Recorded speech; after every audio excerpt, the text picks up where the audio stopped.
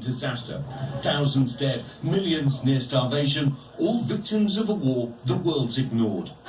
Yemen, locked in a 3-year conflict between Houthi rebels backed by Iran and a government backed by Saudi Arabia with support from the United States. These are the government soldiers who've been on the front lines.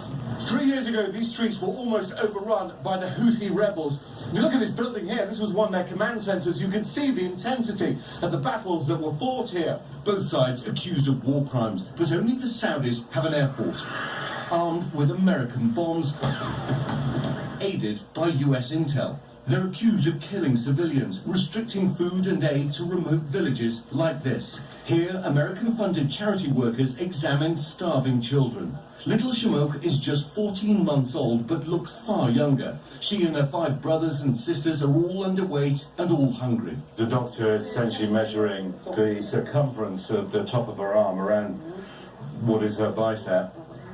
And if it hits red, then we can see here, it's just crossed over into the red, which is severely malnourished.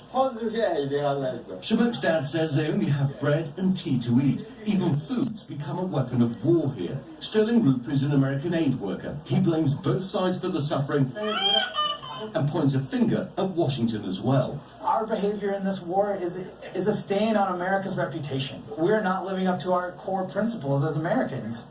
And David, there's growing criticism of these mounting civilian casualties, much of the blame being pointed at Saudi Arabia. Now there are calls from Democrats and Republicans for an end to American support and weapons for the Saudis' war here in Yemen. David? Ian Pannell and our team right there in